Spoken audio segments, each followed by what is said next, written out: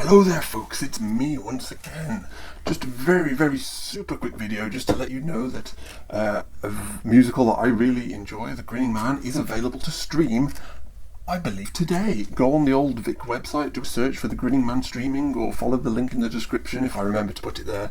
Check it out. You can, for a very limited time, watch The Grinning Man, which is of course based on the novel, the Victor Hugo novel, The Man Who Laughs. It's kind of fun to me. It's about a deformed protagonist. It's very good. I enjoyed it.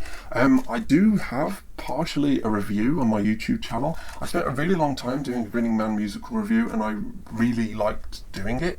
But YouTube keeps taking it down probably because there's clips from The Man Who Laughed movie. You know, like a movie from the 1920s is still like, they're still yammering about the copyright of that for some reason. I thought it was in the public domain, but apparently not. So that really screws my video, so I've uploaded various versions where I've distorted it and disfigured it and stuff, but they still keep taking it down. I don't even know if it's up or down at the moment. So what I'm going to do at the end of this video, I'm just going to post like the audio of it, so at least you can kind of get my thoughts. I mean, it's not ideal, but it's better than not having the review at all, so enjoy that. Just want to give a quick shout out to all my patrons. I've got a number of new patrons now, so they are appearing here. Your name is here, as if by magic. If you want to join my Patreon, I'm at patreon.com/phantomreviews. I've recently done a live Zoom meeting. I've got exclusive videos, all kinds of stuff from my past. I'm doing custom videos for my fans, custom reviews, all kinds of good stuff. So go and check me out there. In the meantime, I'll leave you with the audio from my Grinning Man review. Enjoy, and make sure you check out The Grinning Man while you still can. Oh, and quick shout out, Schumacher, rest in peace. You know, your movie, I've said mean things about it, but you know, it's beautiful looking. It's got a unique visual style. There was some imagination to it for sure. Casting was a bit suspect, but you know, I've seen Batman and Robin. It could have been worse. You know, it wasn't a super bad adaptation. I kind of enjoyed it. You know, you've made a few good films. I bear you no ill will. I'm sorry that I drowned you in my 100 Lloyd Webber review. You know, you're a decent fellow. Good on you, mate. Rest in peace. And so yeah, I'll leave you with The Grinning Man review. Until I have a chance to see you again, enjoy your lockdown. Watch lots of Phantom movies. Bye for now. Love you all. Although my channel is devoted to Phantom of the Opera and all its various iterations, I also really enjoy tales that have similar themes, often involving deformed or disfigured protagonists and their struggle for love and acceptance. From the ancient folklore of Beauty and the Beast to literary classics such as Victor Hugo's major work, The Hunchback of Notre Dame, and also Victor Hugo's minor works such as Die Dark Man Die, and even more obscure, The Man Who Laughs. The reason I wanted to talk about this is that I recently learned of a new musical version called The Grinning Man that's been playing in London until very recently. In fact, pretty much the second I found out about it, it closed and I didn't get a chance to watch it. Damn it. But I've listened to the cast recording from the London version and I've absolutely fallen in love with the music.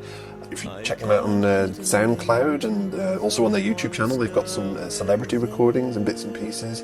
Particularly adore this song here called Labyrinth, very fun to me. What was it I left behind on that black and bitter night? It's lost within the labyrinth of my mind.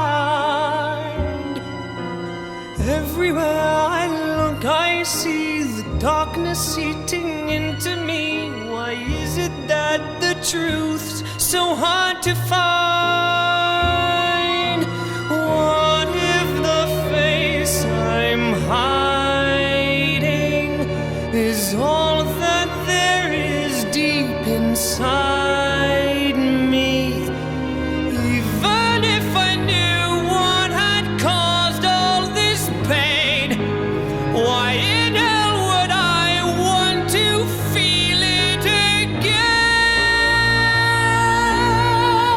So I'm on a real Grinning Man, Man Who Laughs kick at the moment, so I decided to check out the 1928 movie again, starring Conrad Veidt, directed by Paul Lenny.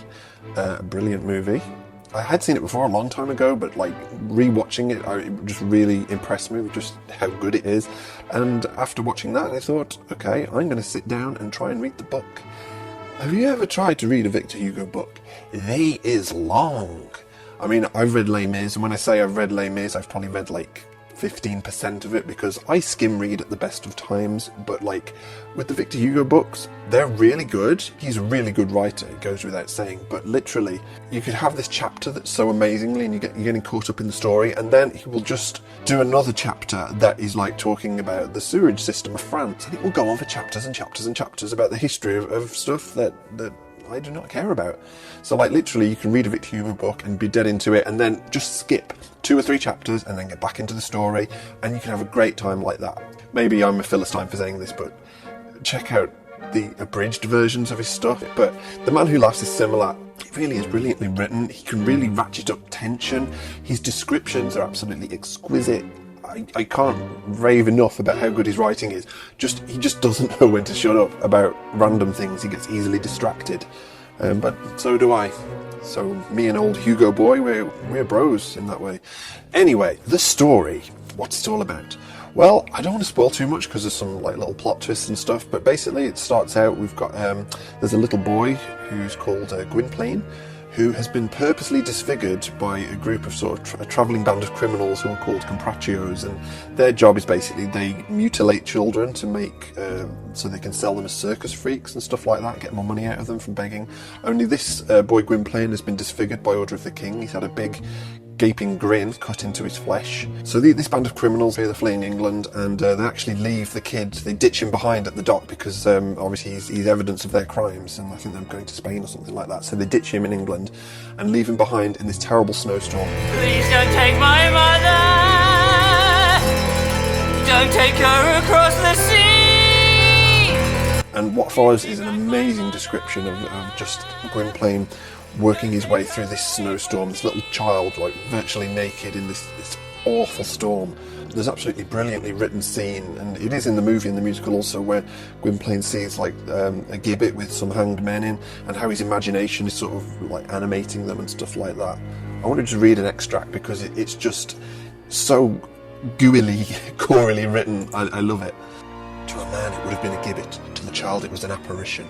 The child distinguished the face, it was coated over with pitch, and this mask, which appeared viscous and sticky, varied its aspect with the night shadows.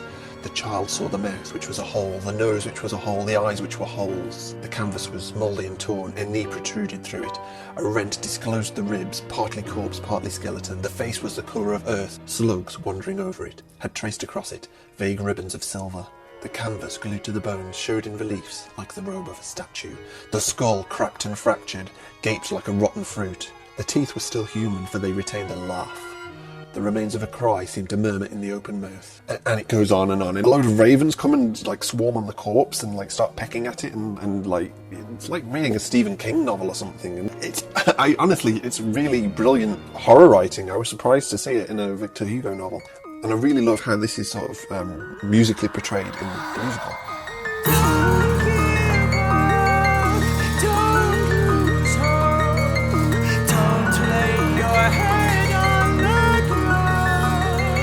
You're dead!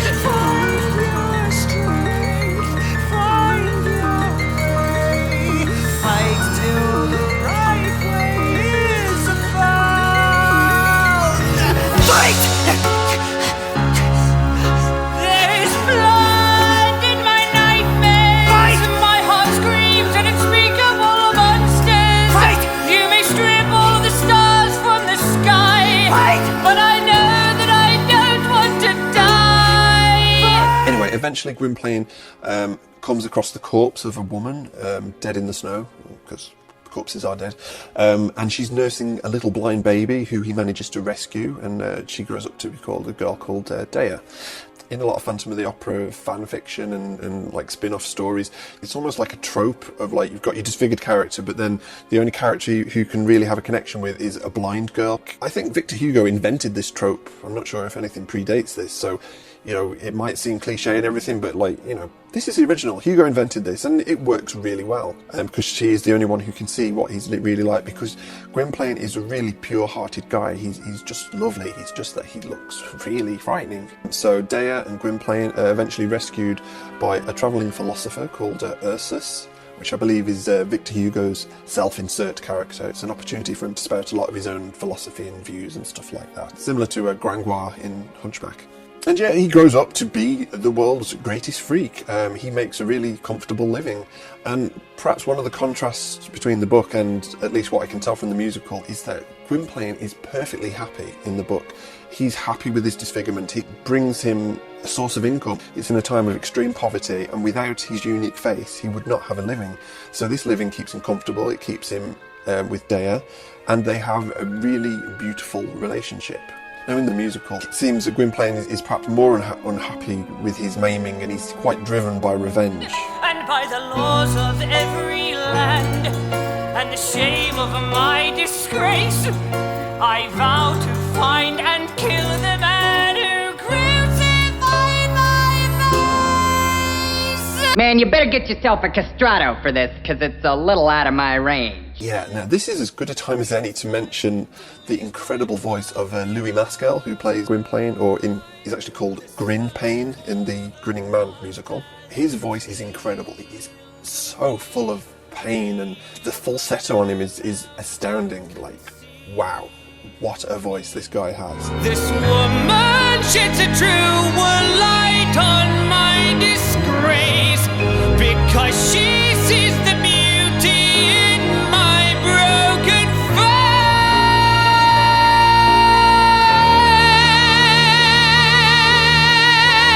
face.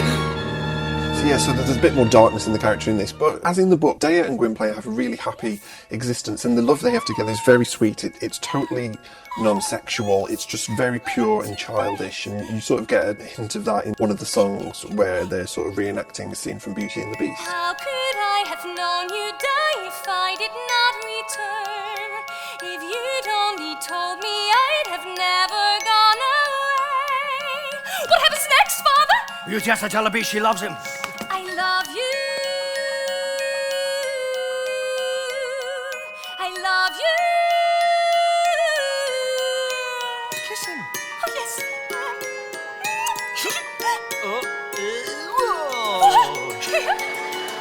Never did I dream that I would hear you say those words. Only those 3 words could ever free me from the curse. Dear Beauty, Yes. I love you.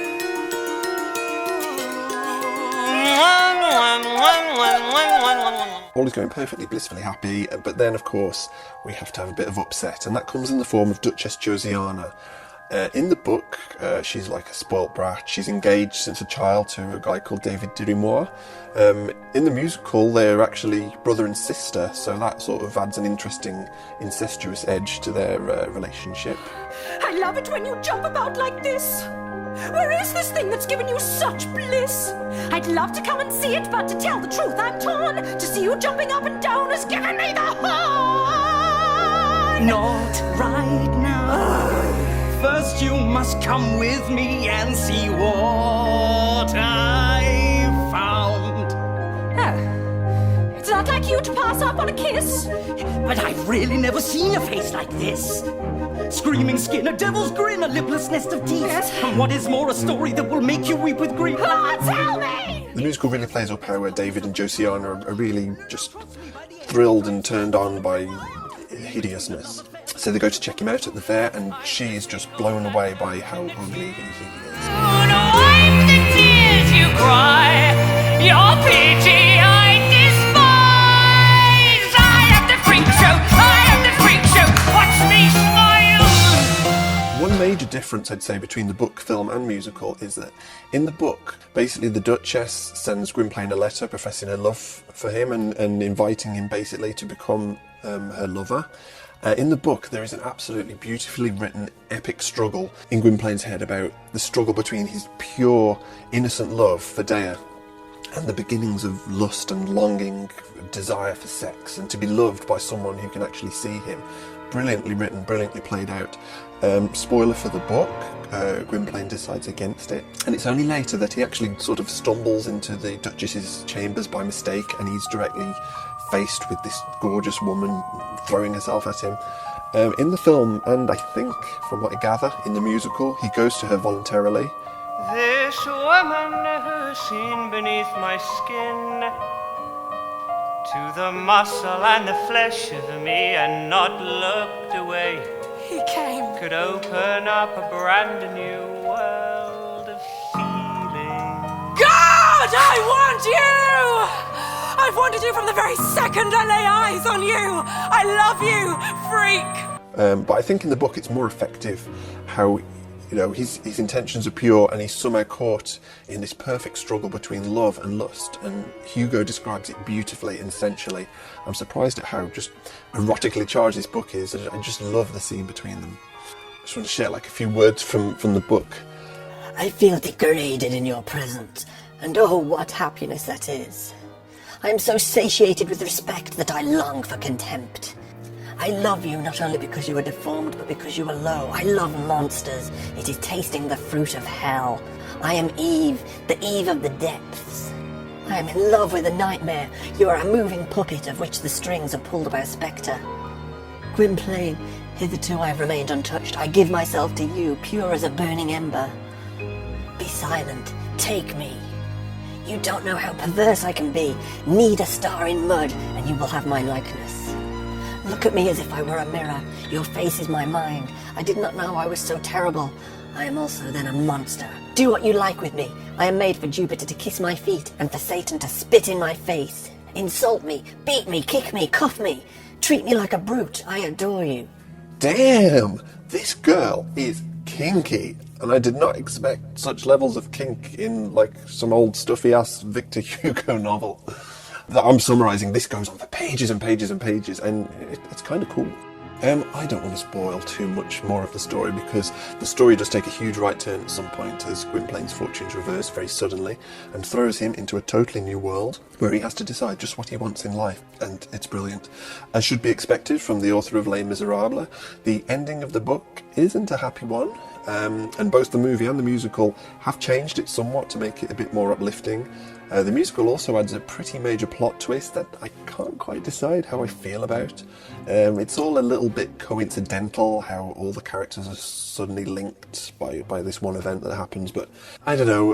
Hugo was a fan of coincidences in his books, especially in Les Mis, so yeah, I'll go with it. I think he would have liked it. As far as the musical is concerned, as I said, I never got a chance to see it live. I hope it tours, I really do. But listening to the cast recording, I adore it. There are 4 or 5 really good songs in it, and the other ones take a bit of getting used to. I guess it's kind of like Stephen Sondheim-y, Sweeney Todd kind of thing, and which is good. And the lyrics are really clever, if they're a little bit unclear at times on this recording. And musically, the structure's very complex, and sometimes it's like a total cacophony of noise, but the musical does actually seem to be a bit self-aware of what a mess it sounds at times, so I guess it's on purpose. Stop!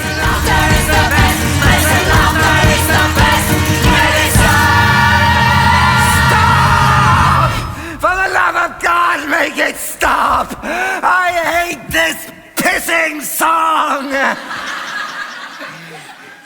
Oh, I'm sorry, I thought I was thinking. And what I've seen of this production, it looks visually stunning.